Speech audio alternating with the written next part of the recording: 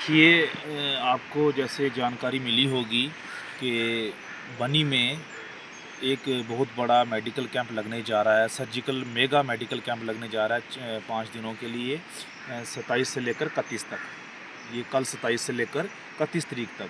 तो इसमें ये बनी के साथ साथ बसोली में, कठुआ में डिस्ट्रिक्ट एडमिनिस्ट्रेशन की तरफ से और रोटरी इंटरनेशनल की तरफ से ये कैंप लगाया जा रहा है। रोटरी क्लब एक बॉडी है जो ये कैंप करवाती है, तो डिस्ट्रिक्ट एडमिनिस्ट्रेशन ने उनसे राब्ता कायम किया और उनको पूरी सपोर्ट की।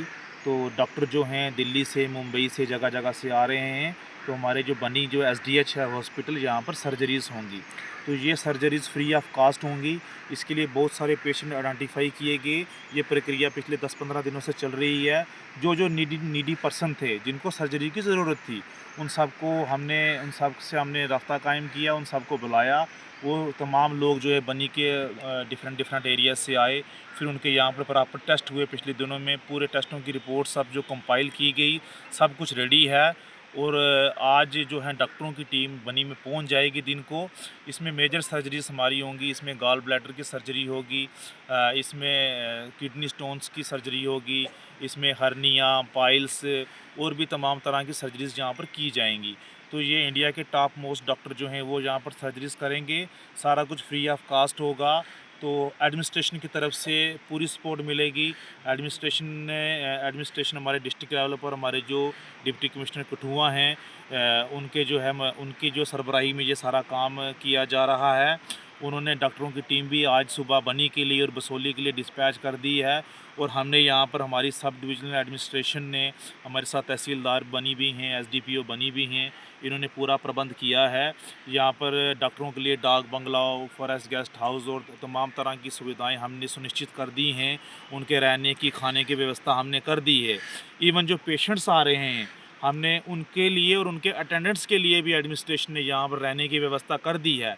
क्योंकि अमूमन गांव से गरीब लोग आते हैं। जो पेशेंट तो होगा उस पर एडमिट होगा, उसकी सर्जरी होगी, उसके साथ अटेंडेंट्स भी होंगे। हमने उनके लिए रहने की, रात को अगर रुकनी पड़े, सर्दी है, जगह नहीं होती, हमने उनके भी रहने की जो है व्यवस्था कर दी है। एडमिनिस्ट्रेशन ने उनके खाने की व्यवस्था कर दी है। हमने पूरे हॉस्पिटल में पूरा जायज़ा ले लिया है। हॉस्पिटल में सारी सुविधाएं हमने सुनिश्चित कर दी हैं कि किसी भी तरीके से किसी भी पेशेंट को कोई असुविधा ना हो, किसी डॉक्टर को कोई असुविधा ना हो। तो मेरे पूरे बनी वासियों से ये अपील है कि बढ़ चढ़ कर इसमें हिस्सा लें।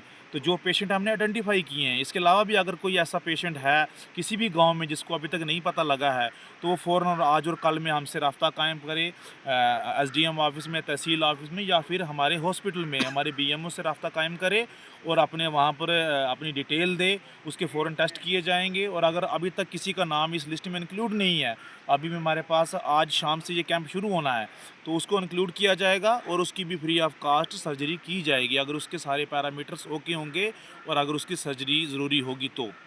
मेरी पूरे बनी वासियों से अपील है, बढ़ चढ़कर इस मेडिकल कैंप में हिस्सा लें। और डिस्ट्रिक्ट एडमिनिस्ट्रेशन कठुआ द्वारा चलाई गई इस बहुत बड़ा जो इतना बड़ा मेगा कैंप आप देखोगे, इससे पहले मुझे नहीं लगता कभी बनी में हुआ होगा।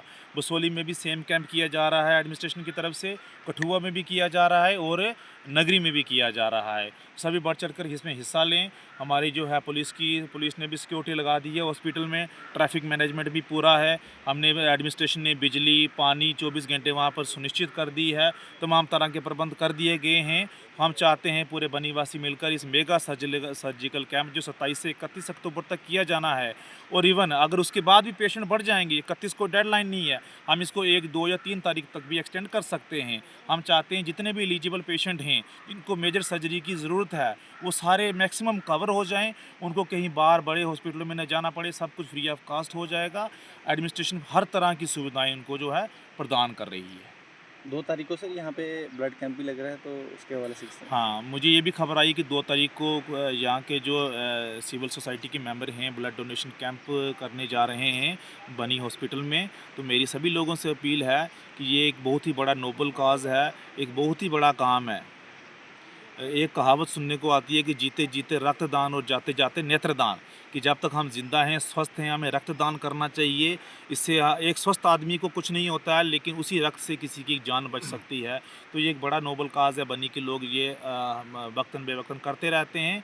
तो 2 तारीख को ये जो ब्लड डोनेशन कैंप है, मेरे सभी बनी वासियों से अपील है कि जो कोई इसमें आना चाहता है वो भी आए और ब्लड डोनेशन करे, जिससे हमारा ब्लड बैंक बढ़ेगा और हमारे आने वाले वक्त में जिसको इसकी ज़रूरत होगी ब्लड की, उसकी जान बचाई जा सकेगी। सर अभी फ़िलहाल यात्रा का सीज़न जो है चल रहा है, नुकनाली माता में यात्राएं जो है बहुत ज़्यादा आ रही हैं। यात्राओं का किस तरह के सीज़न सिक्योरिटी इंतज़ाम जो है आपकी तरफ से किए देखो, यात्रा का सीज़न अब चल ख़त्म ही होने वाला है, अब अंतिम पड़ाव पर है, सर्दियाँ भी आने वाली हैं बहुत, लेकिन फिर भी नुकनाली माता की यात्रा जो कि एक बहुत ही बड़ी यात्रा मानी जाती है, बहुत ही पवित्र यात्रा मानी जाती है, बहुत ही लोगों में इसके प्रति बहुत आस्था है और ये बहुत दुर्गम यात्रा है। मैं तो अभी जा नहीं पाया हूँ, मैंने सुना है वहाँ पर पहुँचने के लिए पहले तो गाड़ी से जाना पड़ता है डगर वगैरह तक, उसके बाद 7, 8, 10 घंटे का पैदल रास्ता है।